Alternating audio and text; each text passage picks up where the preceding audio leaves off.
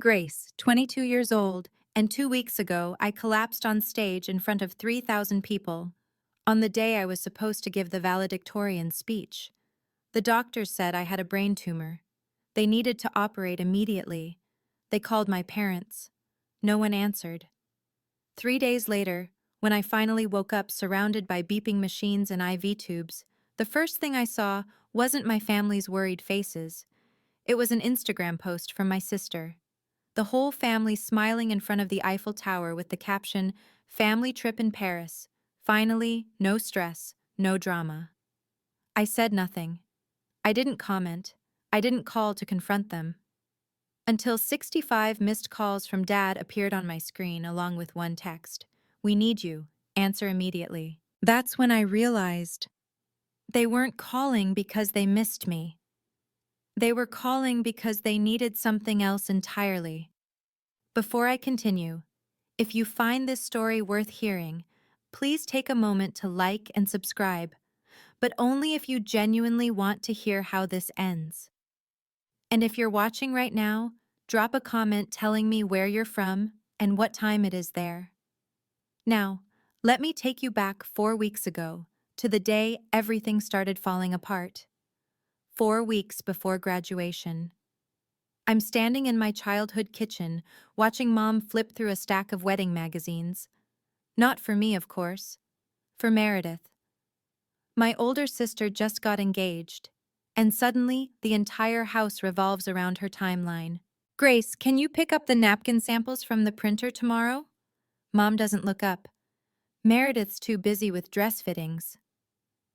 "I have finals, Mom." "You'll manage. You always do." That's the thing about being the reliable one. Everyone assumes you'll just handle it. I've been handling things for 4 years now, working 25 hours a week at a coffee shop while maintaining a 4.0 GPA, paying my own tuition through scholarships and tips. Meanwhile, Meredith's entire education was funded by our parents. Every semester. No questions asked. "Mom, I actually wanted to talk to you about graduation." I keep my voice casual. "I need to get something to wear for the ceremony. Maybe we could go shopping this weekend?" Mom finally looks up, but her eyes are already drifting back to the magazines. "Sweetie, you're so good at finding deals online. I'm sure you'll figure something out. I need to focus on your sister's engagement party. It's in 2 weeks. But graduation is..." "Grace." Her tone sharpens. "Your sister is bringing her fiancé's parents. Everything needs to be perfect." I nod. I always nod. Later that evening, I'm folding laundry in my old room when I hear Mom on the phone with her friend Linda. "Oh, the graduation?" "Yes, she's valedictorian. Can you believe it?" A pause. A laugh. "But honestly, the timing is terrible. Meredith's engagement party is that same week, and that takes priority. Grace understands. She's always been so independent. Independent. That's the word they use when they mean forgettable." That night, I call the only person who's ever asked how I'm actually doing. Grandpa Howard picks up on the second ring. "Gracie, I was just thinking about you." Something in my chest loosens. "Hey, Grandpa. Tell me everything. How are finals? How's the speech coming along?" I sink onto my bed, phone pressed to my ear. For the next 20 minutes, I actually talk. About my thesis. About the speech I've rewritten 6 times. About how terrified I am of standing in front of thousands of people. "Grace," Grandpa says when I finish, "do you have your dress yet? Shoes? Do you need anything?" My throat tightens. "I'm fine, Grandpa. Really." He's quiet for a moment, the kind of quiet that means he doesn't believe me. "Your grandmother would be so proud of you," he finally says. "You know that, right? She always said you had her spirit." I never met Grandma Eleanor. She died before I was born. But I've seen pictures. Everyone says I look exactly like her. The same dark hair, the same stubborn chin. "I'll be there, Grace. Front row. I wouldn't miss it for the world." "Thanks, Grandpa." My voice cracks slightly. "That means a lot." And Grace, I have something for you. A gift. Your grandmother wanted you to have it when you graduated. I've been holding on to it for years. Before I can ask what it is, Meredith bursts into my room without knocking. Grace, did you use my dry shampoo? I can't find it anywhere. I cover the phone. I don't use your stuff, Meredith. She rolls her eyes, flashes her engagement ring like it's a weapon. Whatever. Oh, congratulations on the valedictorian thing, I guess. Then she's gone. Grandpa heard everything. He says nothing, but his silence speaks volumes. 1 week before graduation. I'm running on 4 hours of sleep, 3 cups of coffee, and pure spite. Finals are done. My thesis is submitted. I've been pulling double shifts at the coffee shop because rent is due, and I refuse to ask my parents for help. They'd just use it as ammunition later. We helped you with rent that one time, remember? My head has been pounding for 3 days straight. I tell myself it's stress. It's always stress. Mom calls while I'm wiping down tables after closing. Grace, I need you home this weekend. The engagement party is Saturday and I need help with setup. Mom, I'm working. Call in sick. Meredith needs you. I grip the phone so hard my knuckles turn white. What about what I need? Silence. Then, Grace, don't be dramatic. It's one weekend. Your sister only gets engaged once. And I only graduate once, I think. Valedictorian. 4 years of perfect grades while working myself to exhaustion. But I don't say that. I never say that. Fine, I'll be there. I hang up and immediately feel the familiar ache behind my eyes intensify. The room tilts slightly. I grab the counter. You okay? My coworker Jamie looks concerned. Yeah, just tired. That night, I have a nosebleed that won't stop for 15 minutes. I tell myself it's the dry air. It's nothing. On the drive home, I get a text from Meredith. Don't forget to pick up the custom napkins and wear something nice. Tyler's parents will be there. Not how are you, not thanks for helping, just orders. My phone buzzes again. Dad this time. Can you pick up Aunt Carol from the airport Friday? Mom and I are busy with Meredith's party prep. I pull over to the side of the road. My hands are shaking, and I can't tell if it's rage or something else entirely. Rachel shows up at my apartment unannounced with Thai food and a worried expression. You look like death, she says, pushing past me into the kitchen. Thanks, love you too. Rachel Miller has been my best friend since freshman orientation. She's the only person who's seen me cry over my family. She's also brutally honest, which I both love and hate. Grace. She sets down the food and turns to face me. When's the last time you slept? Actually slept? I sleep. Liar. She crosses her arms. I talked to Jamie. She said you almost passed out at work yesterday. I was just dizzy. It's finals stress. It's your family stress. Rachel's voice softens. Grace, you're destroying yourself for people who won't even show up to your graduation. They're coming to graduation. Are they? I open my mouth to argue, then close it. Because the truth is, I don't know. Mom hasn't mentioned it in weeks. Dad keeps forgetting the date. Meredith doesn't even know I'm valedictorian. They'll come, I say weakly. It's my graduation. Rachel sits down across from me. Babe, in 4 years they haven't come to a single award ceremony. Not one. Remember when you won that teaching fellowship? Who was in the audience? You. And Grandpa. Exactly. She reaches across the table and takes my hand. Grace, you don't have to keep setting yourself on fire to keep them warm.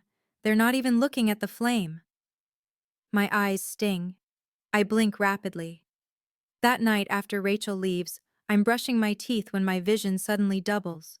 I grip the sink. The headache is back, worse than before. I should see a doctor, I think. But there's no time. The engagement party is tomorrow. I swallow 2 more ibuprofen and go to bed. My phone lights up, a text from Rachel. If anything happens, call your grandpa. He's the only one who actually cares. I don't respond. But I don't delete the message either. Meredith's engagement party.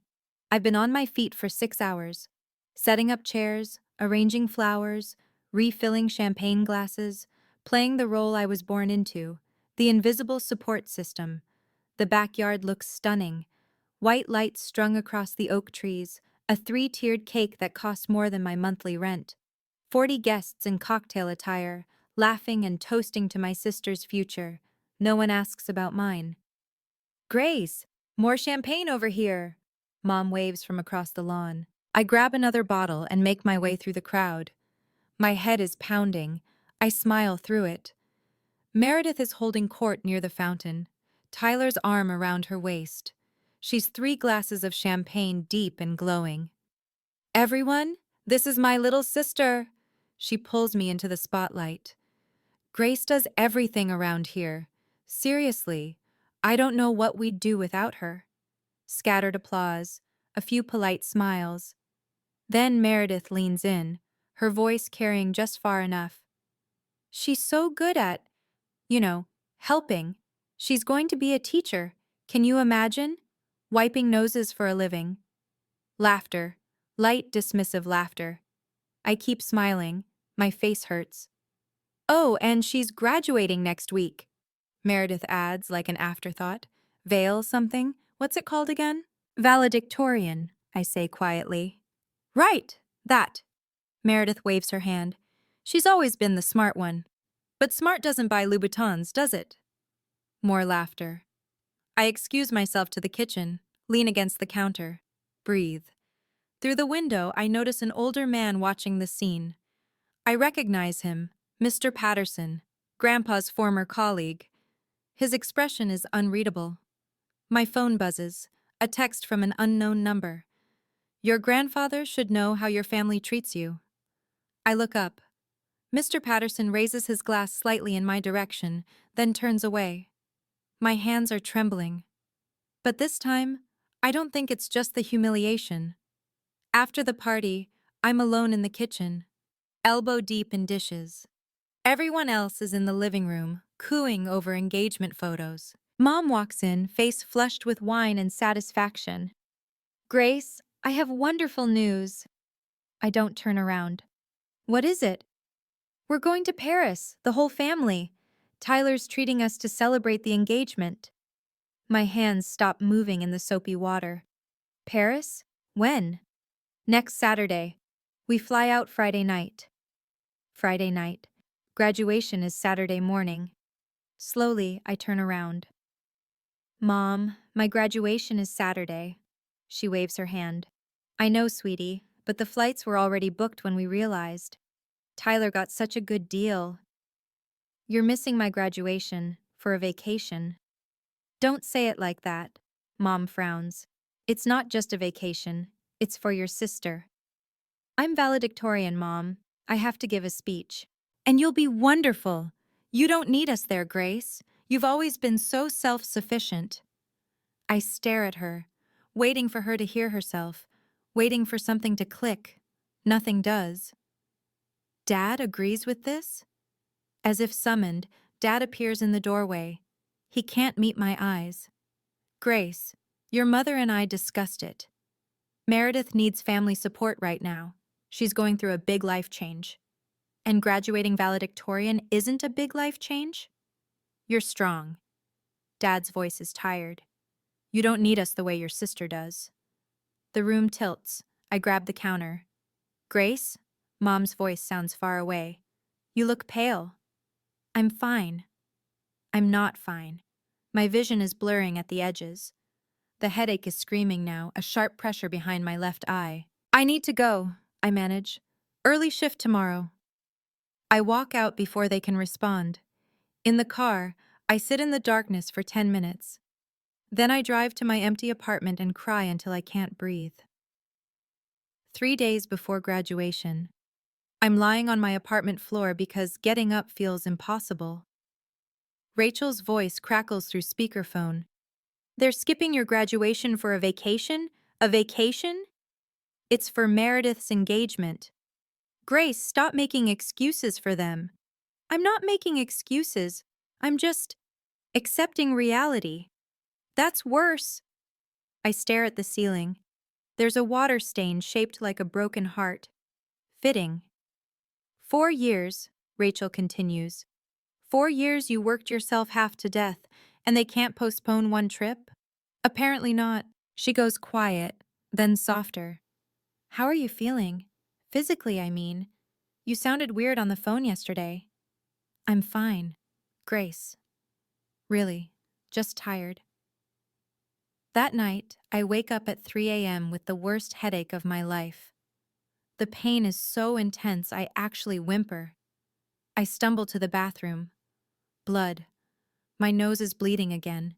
Heavy this time. It won't stop. I sit on the cold tile floor, head tilted back, waiting.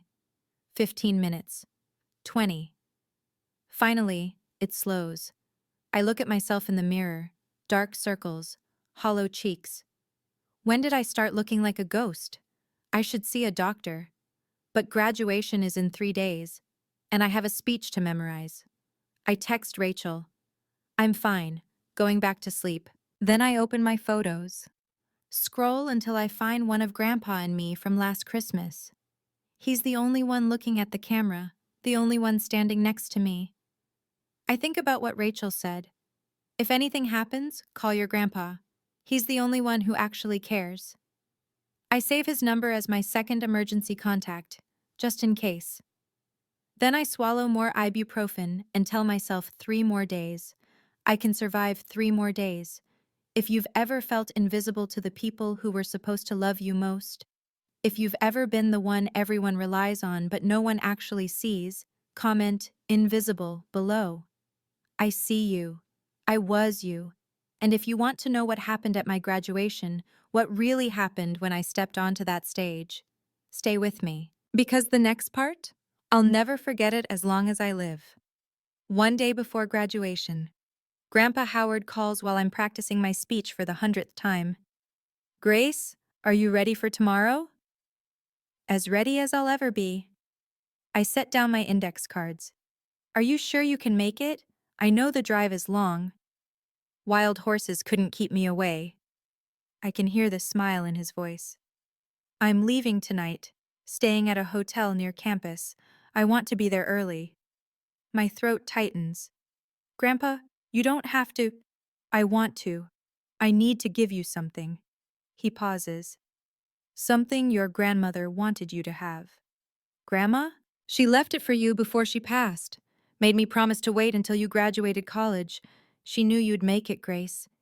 Even before you were born, she knew. I don't know what to say. Grandpa, what is it? You'll see tomorrow. Just know that your grandmother and I have always believed in you. Even when... He trails off. Even when what? Even when others forgot to. A long pause. Grace, did your father ever tell you I offered to help with your tuition? What? This is news to me. No, he always said you couldn't afford to help both of us. Grandpa makes a sound, somewhere between a sigh and a bitter laugh. Is that what he told you? Grandpa, what do you mean? Tomorrow, he says gently. We'll talk tomorrow, after the ceremony. For now, just know this. You are not alone, Grace. You never were. I hang up the phone, more confused than before. Grandpa had money? He offered to help with my tuition? Then where did it go? The questions chase each other in circles. My head throbs. But there's no time to dwell. Tomorrow is the biggest day of my life. I just have to make it through one more night. Graduation morning. I wake up to a pounding headache and a text from Mom. Just landed in Paris. Have a great graduation, sweetie. So proud of you. Attached is a selfie. The whole family at Charles de Gaulle Airport. Meredith is pouting for the camera. Dad's giving a thumbs up. Mom's smiling like she doesn't have a care in the world. Like she hasn't abandoned her daughter on the most important day of her life. I don't respond. Rachel picks me up at 9. She takes one look at me and frowns. Grace, you're gray. Like, actually gray. I'm nervous. It's fine. It's not fine. When did you last eat? I had coffee. That's not food. She forces me to eat half a granola bar while she drives. I manage 3 bites before my stomach rebels. The campus is already buzzing with activity, families everywhere, balloons, flowers, proud parents snapping photos. I try not to look at them. In the staging area, I check my phone one more time. Another text from Mom.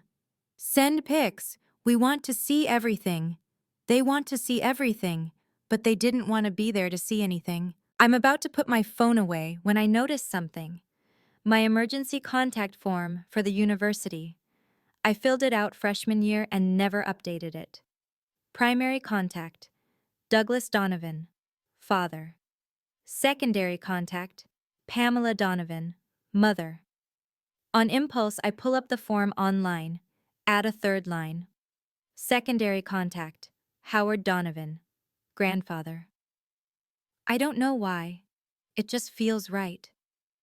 Then I see him, Grandpa in the front row, already seated, already waiting. He waves. In his hands, I can see a manila envelope. I wave back. For the first time all week, I feel like I can breathe. Grace Donovan? A stage manager approaches. You're up in 10 minutes. 10 minutes. I can do this. I just have to stay standing long enough to make it through. 3,000 people. The sun is blazing. My cap feels too tight. The black gown absorbs heat like a furnace. My name echoes through the speakers. And now, our valedictorian, Grace Donovan. Applause. A roar of applause. I walk to the podium, one foot in front of the other. The stage lights are blinding. I grip the microphone, find Grandpa in the crowd. He's beaming. Rachel is next to him, phone out, recording. 2 empty seats beside them, reserved for family. No one claimed them. I clear my throat. Thank you all for being here. Today, I stand before you not just because of grades or test scores, but because of the people who believed in me. The words are there. I've practiced them 1,000 times. But something is wrong. The stage tilts. My vision narrows, tunneling to a single point. The microphone slips. I hear my own voice, distant, strange. Believed in me when I couldn't. Pain explodes behind my eyes, white hot, blinding. The world spins. I see Grandpa's face, confusion turning to horror. I see Rachel standing up. I see the 2 empty seats. And then I see nothing. My body hits the stage floor with a sound I'll never forget, screaming. Somewhere far away, people are screaming. Call 911. Get a doctor. Someone call her family. Hands on my face, Rachel's voice shaking. Grace, Grace, can you hear me? Grandpa's weathered hand gripping mine. I'm here, sweetheart. I'm here. I try to speak, try to tell them I'm okay, but the darkness is swallowing me whole. The last thing I hear before everything goes black is a stranger's voice, urgent and panicked. We're calling her parents now. Does anyone have their number? They won't answer, I think. Then I'm gone. This part of the story I didn't witness myself. Rachel told me later, when I could finally bear to hear it. The ambulance took 14 minutes. I was unconscious the entire time. At the hospital, doctors moved fast. CT scan, then MRI. Their faces got grimmer with each result. Brain tumor, the neurosurgeon told Rachel and Grandpa in the waiting room. Pressing on her frontal lobe, we need to operate immediately. Operate? Rachel's voice cracked. Right now? Within the hour. We need family consent. Rachel pulled out my phone, found my parents' number. First call, straight to voicemail. Second call, straight to voicemail. Third call, voicemail. Please, Rachel begged into the phone. Grace is in the hospital. It's an emergency. Call us back. Nothing. Grandpa tried next, called his son directly. Douglas picked up on the 5th ring. Dad, we're at the airport about to board. Grace collapsed at graduation. She has a brain tumor. She's in surgery in 40 minutes. Silence on the other end. Then Douglas's voice, strangely calm. Dad, we're about to take off. Can you handle things? We'll call when we land. Rachel told me Grandpa's face turned to stone. Your daughter is about to have emergency brain surgery, he said slowly. And you're asking me to handle it? Dad, the flight is 12 hours. By the time we get back, she'll be out of surgery anyway. There's nothing we can do from here. A long pause. Douglas, I want you to hear this clearly. If you get on that plane, don't bother calling me again. But Douglas did get on that plane. They all did. Grandpa signed the consent forms as my emergency contact. And when they wheeled me into surgery, I had two people waiting, my grandfather and my best friend. My family was 30,000 feet in the air, choosing Paris over me. I wake up 3 days later. The first thing I see is white. White ceiling, white walls, white sheets. The second thing I see is Grandpa, asleep in a chair next to my bed, still wearing the suit from graduation. The third thing I see is Rachel, curled up on a cot in the corner, dark circles under her eyes. I try to speak. My throat feels like sandpaper. Rachel stirs, opens her eyes, sees me. Grace. She's at my bedside in seconds, tears streaming. Oh my God! Grace! Grandpa wakes, his face crumbles with relief. My girl, he whispers. My brave girl. I try to form words. What happened? Rachel and Grandpa exchange a look, the kind of look that tells me something is very wrong. You had a brain tumor, Rachel says carefully. They removed it. You're going to be okay. Surgery? 3 days ago. You've been unconscious. 3 days. I turn my head, see my phone on the nightstand, charging. My parents? Another look exchanged. Rachel hands me the phone. Grace, maybe you should wait. But I'm already opening Instagram. And there it is, posted 18 hours ago. A photo of my entire family, Mom, Dad, Meredith, standing in front of the Eiffel Tower at sunset. The caption, Family trip in Paris. Finally, no stress, no drama. Blessed hashtag family time. 247 likes. 32 comments, all gushing. I scroll through the other photos. Champagne at a cafe. Meredith in a couture dress. Dad eating croissants. Not one mention of me. Not one. Grace. Rachel's voice is gentle. They know you're in the hospital. Grandpa called them. I look at my grandfather. His jaw is tight. They know. I stare at the photo again. No stress, no drama. That's what I am to them. Stress, drama. I close Instagram. I don't cry. I don't have the energy left to cry. 4 days after surgery, I'm getting stronger. The doctors say the tumor was benign. They caught it just in time. I don't post on social media. Don't comment on Meredith's photos. Don't call to confront my parents. I just exist, heal, try to process. Grandpa visits every day. Rachel practically lives in my hospital room. The nurses know them both by name now. You need to eat more, Grandpa says, pushing a container of soup toward me. I'm not hungry. Grace Eleanor Donovan, you will eat this soup or I will spoon feed you myself. I almost smile. Almost. That evening, Rachel goes home to shower. Grandpa falls asleep in his chair. I'm finally alone with my thoughts. That's when my phone lights up. 1 missed call from Dad, 5 missed calls from Dad, 20 missed calls from Dad, 65 missed calls from Dad. My heart stutters. Then the texts start appearing. Dad. Grace, call me back, important. Dad. Answer your phone. Dad. We need to talk, now. Dad. Grace, this is urgent. Call immediately. Mom. Honey, call your father, please. Meredith. Grace, what did you do? Dad is freaking out. I scroll through them. 65 missed calls. 23 texts. Not one asks how I am. Not one says we're sorry. Not one says we love you. Just, we need you. Answer immediately. I show Grandpa when he wakes up. His face darkens. They know, he says quietly. Know what? He takes a deep breath. Grace, there's something I need to tell you. Something about why they're really calling. What do you mean? It's not because they're worried about you. His voice is heavy. It's because I told them about the gift, your grandmother's gift, and they just realized what they might lose. My blood runs cold.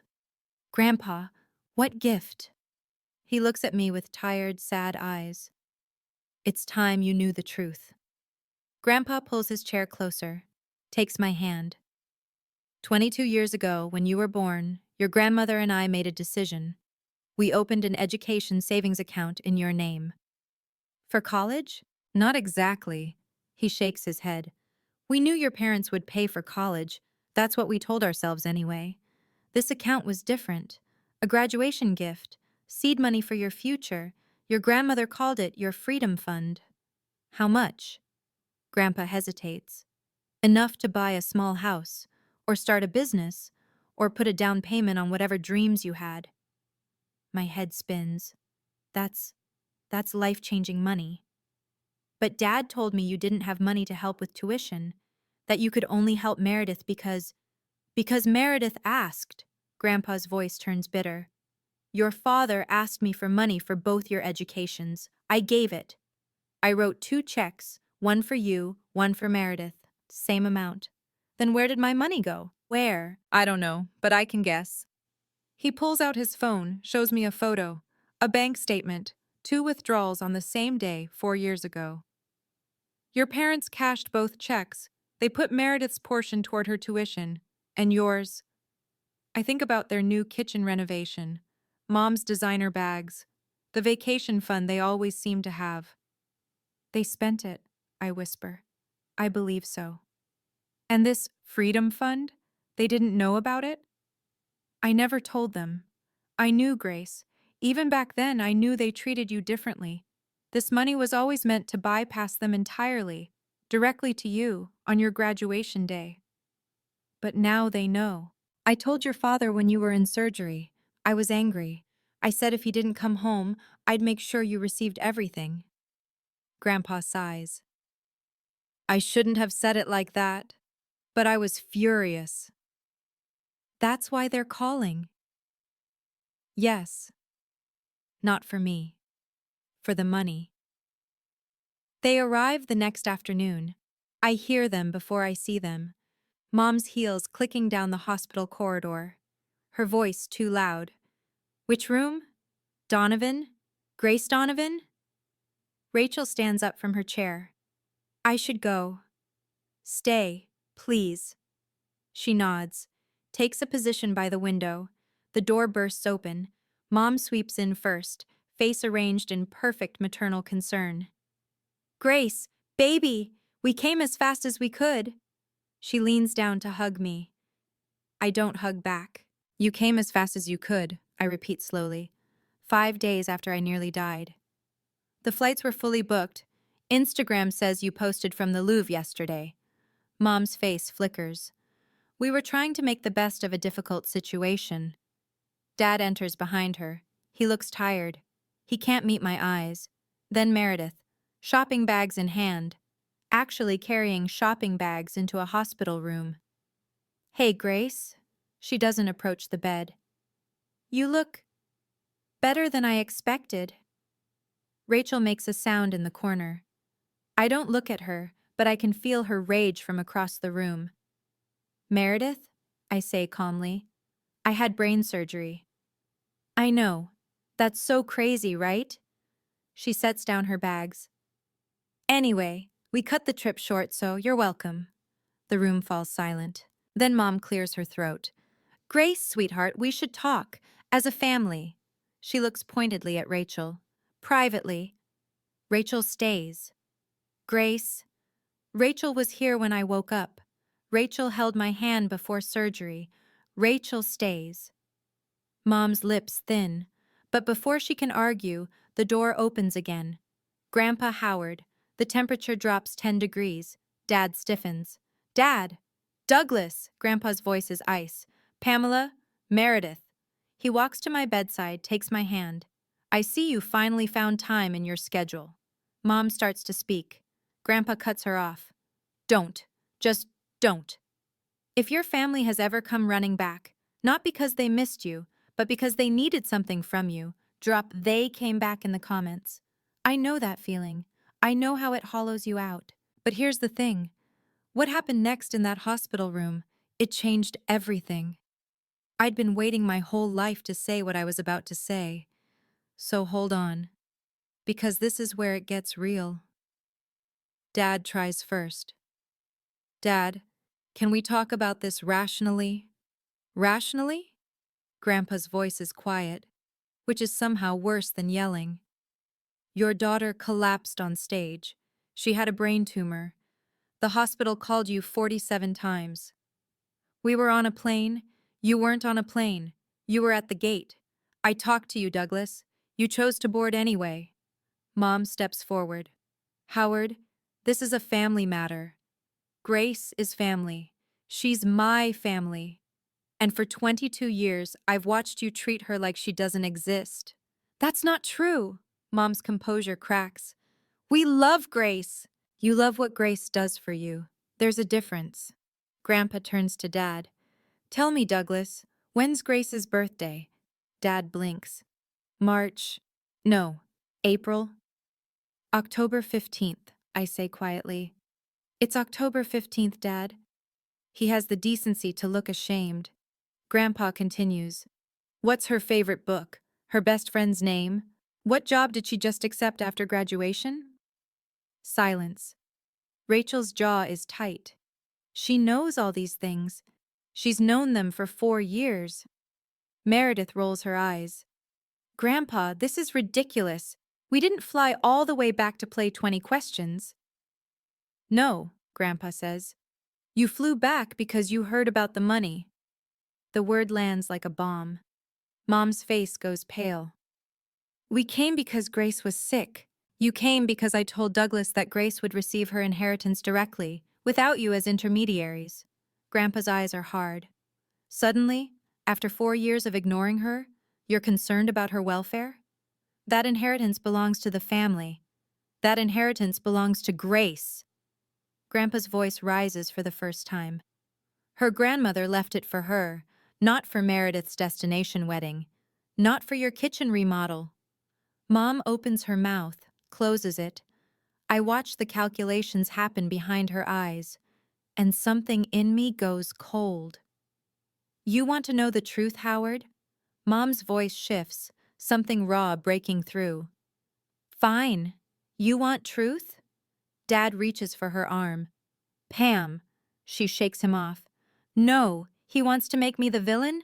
Let's have it out. She turns to me. Her eyes are wet, but not with guilt, with something older, something wounded. You want to know why I've always kept my distance from you, Grace? Because every time I look at you, I see her. Who? Eleanor. Mom spits the name like poison. Your precious grandmother. The woman who spent 30 years making me feel like I wasn't good enough for her son. Grandpa goes very still. The first time I came to this family, Mom continues, Eleanor looked at me like I was dirt under her shoes. 26 years of snide comments. 26 years of Douglas, are you sure about this one? 26 years of never being enough. I can't speak. And then she died, and I thought, finally I can be accepted. Mom laughs bitterly. But then you were born, Grace, and you looked exactly like her. Same eyes, same stubborn chin, same everything. That's not Grace's fault, Rachel says sharply. I know that, Mom screams, then quieter. I know that, but every time I looked at her, I saw Eleanor judging me. I couldn't. She breaks off, covers her face. I should feel sympathy. Part of me does, but another part of me thinks, I was a baby. I was a child. I spent 22 years wondering why my mother couldn't love me. And the answer is, because I have my grandmother's face. A woman I never even met. Mom, I say slowly, I'm not Grandma Eleanor. I know. Do you? Because I've spent my whole life paying for something I didn't do. She doesn't answer. That tells me everything. I push myself up against the pillows. My body is weak, but my voice is steady. Mom, I say. I understand now. You had a painful relationship with Grandma. You felt judged. That hurt you. Hope flickers in her eyes.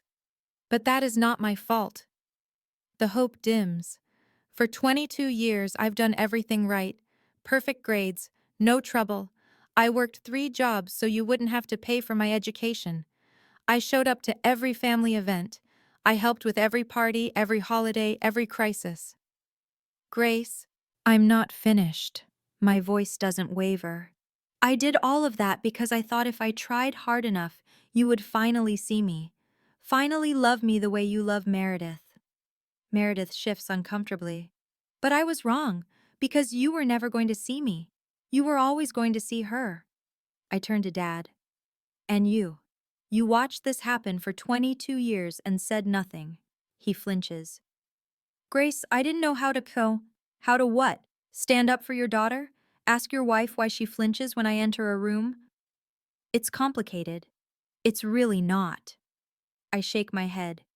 You chose the path of least resistance, and the path of least resistance meant sacrificing me.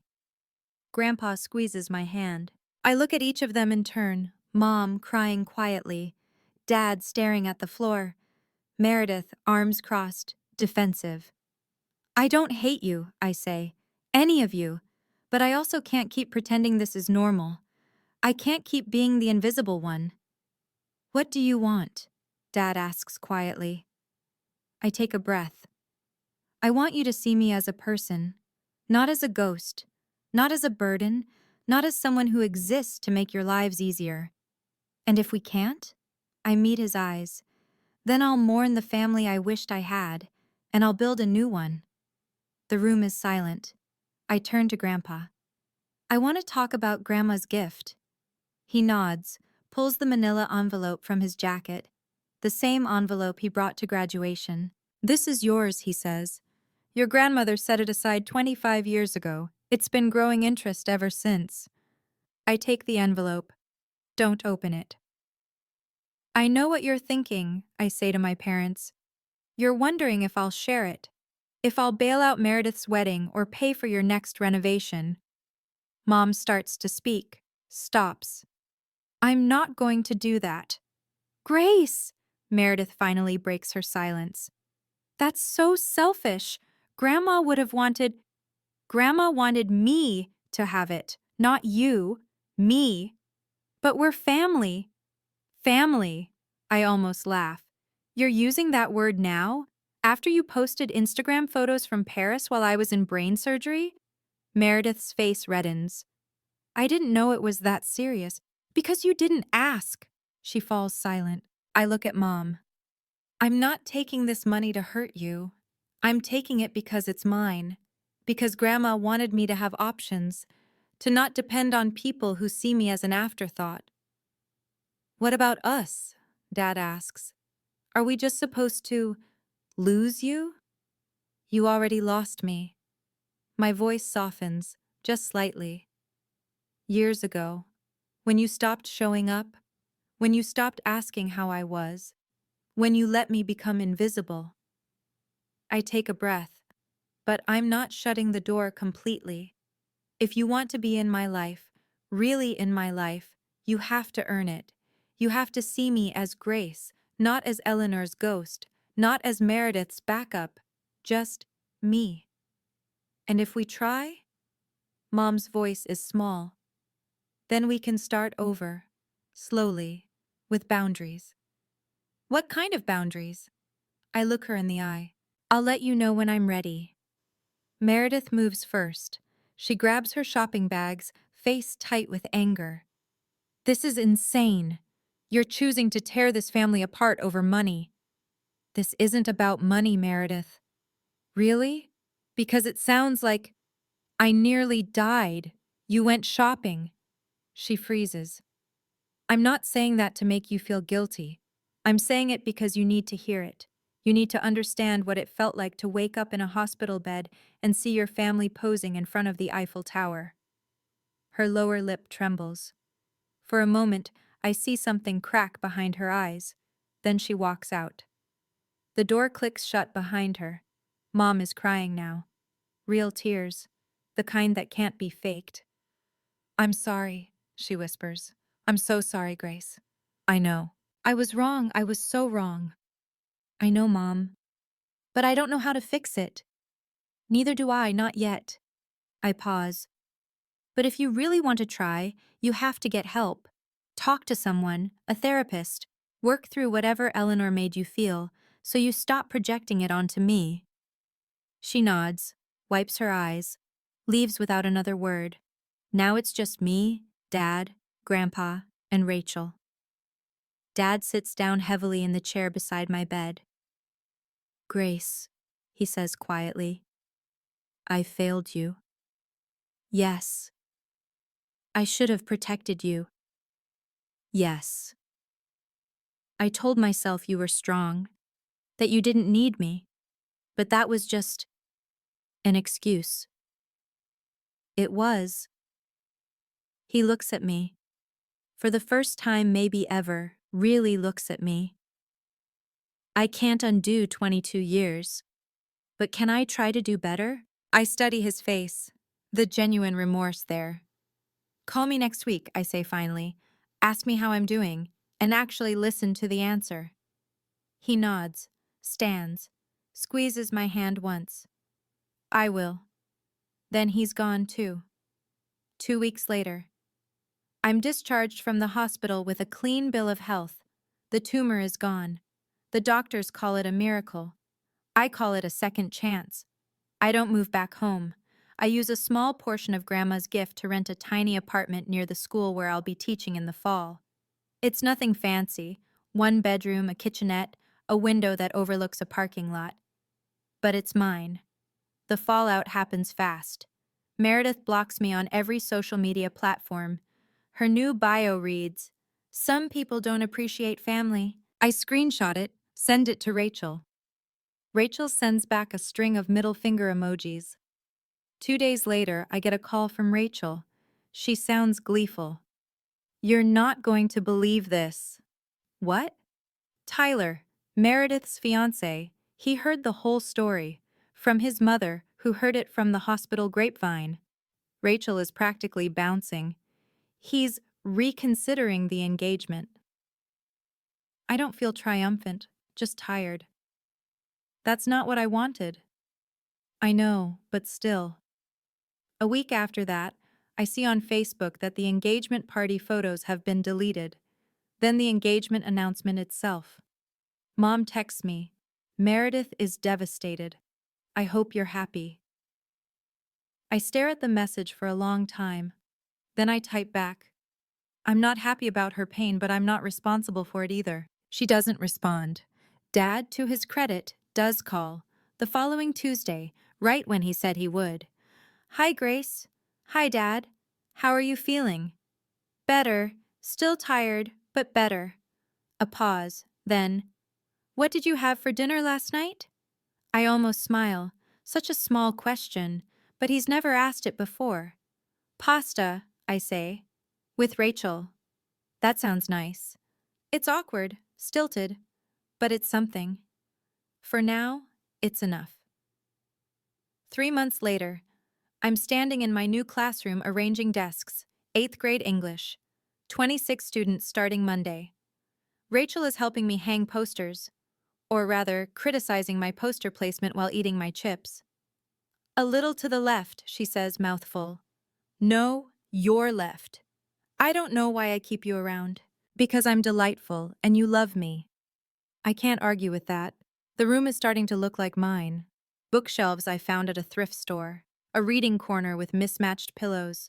A bulletin board that says, "Every voice matters." My phone buzzes. Grandpa. How's the setup going? Almost done. Are we still on for dinner Sunday? Wouldn't miss it. I hear him smile through the phone.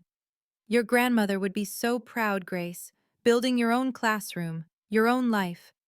My eyes sting. I wish I'd known her. You would have loved each other. He pauses. Speaking of which, I found something while cleaning out the attic. A letter she wrote before she passed, addressed to my future granddaughter. I grip the phone. What? She wrote it 25 years ago, before your mother was even pregnant. She just knew somehow.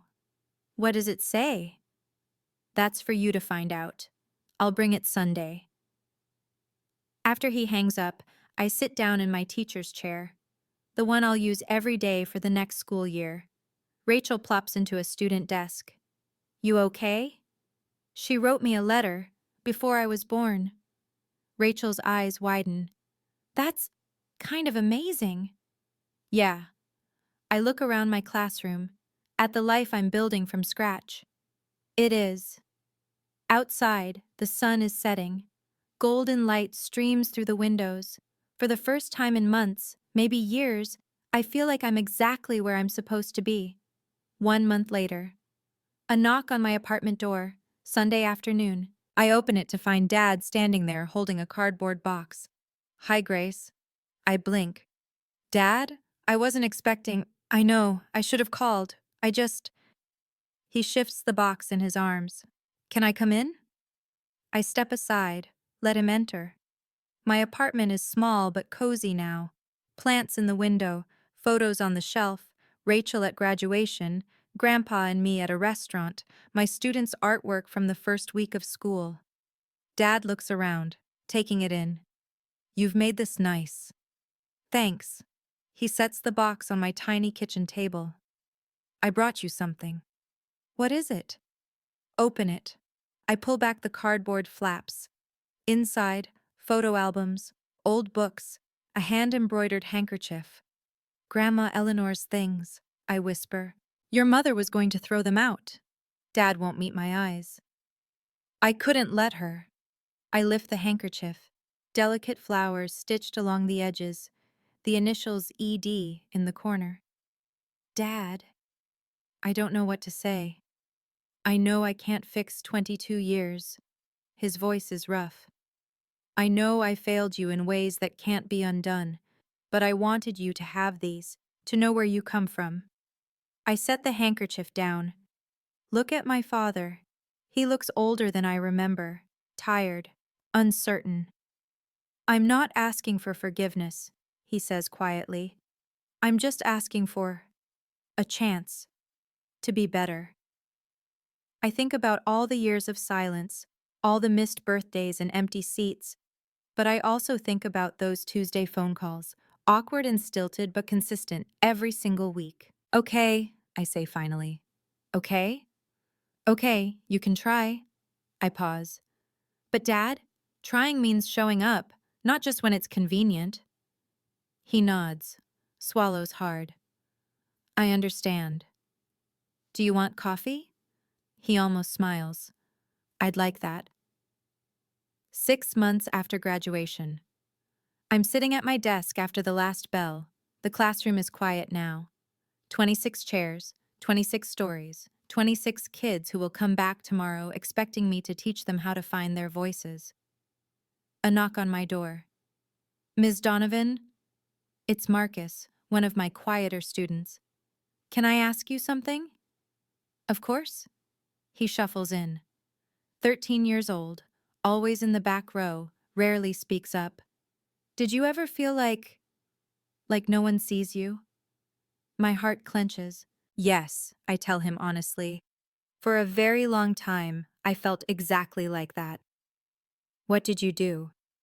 I think about my answer carefully. I found people who did see me. My grandfather, my best friend. And eventually, I tap my chest. I learned to see myself. That's it? That's a lot harder than it sounds. I smile. But once you know your own worth, you stop needing everyone else to tell you. He nods slowly. Thanks, Ms. Donovan. After he leaves, I stay at my desk a while longer. On my phone, there's a photo I look at sometimes. Me at 6 years old, holding my grandmother's hand in a picture I've never seen before. Grandpa found it in the box of Eleanor's things. She's smiling down at me. Even though she died before I turned 1, in this photo, she's looking at me like I'm the most important person in the world. I used to think love was something you had to earn, work for. sacrifice yourself for. Now I know better. Love is who shows up. Love is who stays. And I don't need to keep setting myself on fire to prove I'm worth someone's warmth. I know my worth now. That's enough. That's more than enough.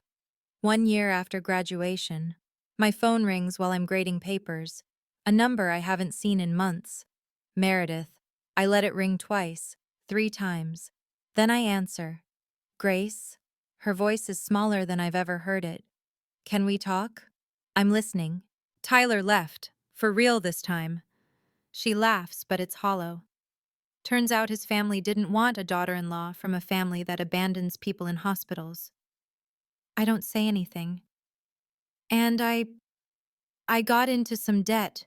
Credit cards. I thought Tyler would help cover it, but she trails off. I don't know what to do. Why are you calling me? Because you're the only person who doesn't want something from me. Her voice breaks. Mom and Dad are furious. They keep talking about how I embarrassed them. My friends only liked me because of Tyler's money, and I hear her crying, real tears, the kind you can't fake. Part of me wants to say, now you know how it feels. To be alone, to be abandoned. But that's not who I want to be. Meredith, I say carefully, I'm sorry about Tyler. I'm sorry you're hurting. You don't have to, but I can't fix this for you. I can't pay off your debt or make Tyler come back. That's not my role anymore. Silence.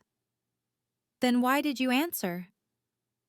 Because you're my sister, and I wanted you to know that I don't hate you. She's quiet for a long moment. I was terrible to you, she whispers. Yes. I don't know why, I never had to try. Everything was always handed to me, and you worked so hard, and I think I was jealous. Maybe. Can we ever be okay? I think about it. Really think. I don't know, I say honestly. But if you're willing to do the work, I'm willing to try. Really? Really. But Meredith, you have to actually change, not just say you will. I know. I hope so. 2 years after graduation. I'm sitting in a crowded auditorium, waiting for Grandpa Howard to take the stage. The banner behind the podium reads, Community Educator of the Year Award. Rachel is beside me, dressed up for once. I can't believe he's finally getting recognized. He deserves it 10 times over. The announcer calls his name. The crowd applauds. Grandpa walks slowly to the podium, 80 years old but still standing tall. He adjusts the microphone, scans the audience until his eyes find mine, and then he smiles. Thank you for this honor, he begins. But I want to dedicate this award to someone else, my granddaughter, Grace. My breath catches. 2 years ago, I watched this young woman collapse on stage at her graduation. She had a brain tumor. She nearly died. He pauses. And she woke up to find that the people who should have been there weren't. The audience is silent. But Grace didn't give up. She didn't become bitter. Instead, she built a life filled with people who love her for who she is, not what she can do for them. She's teaching now, shaping young minds, showing kids every day that they matter. His voice wavers. Her grandmother, my Eleanor, once told me, the people who are forgotten by the world need us to remember them the most. Grace taught me what that really means. I'm crying now. Rachel is crying too. Grandpa raises his award toward me.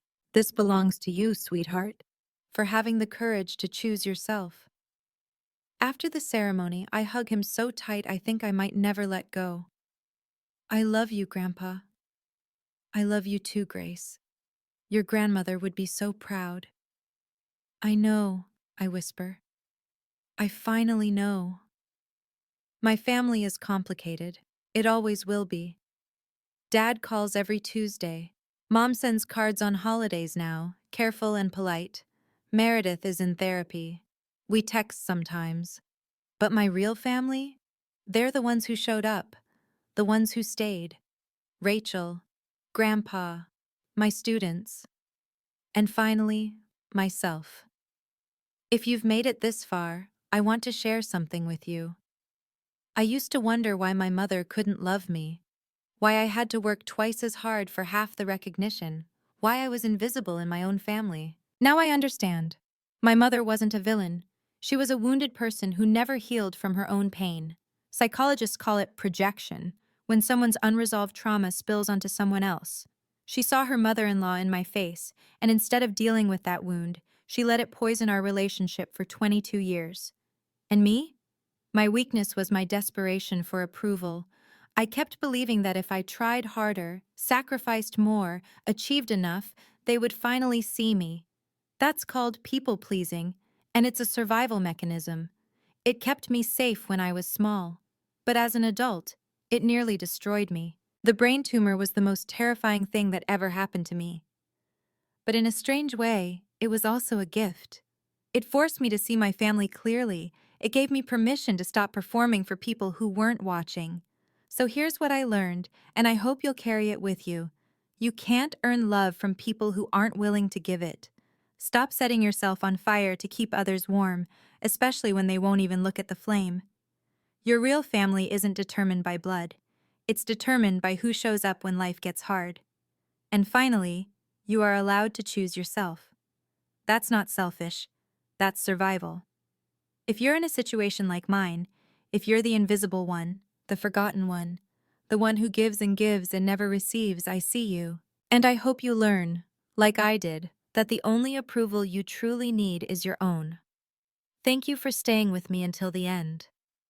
If you have your own story about family, about boundaries, about learning to see your own worth, I'd love to hear it. Drop it in the comments. I read every single one. And if this story meant something to you, please like, subscribe, and hit that notification bell. There's another story waiting in the description. Something tells me you'll want to hear it. Until next time.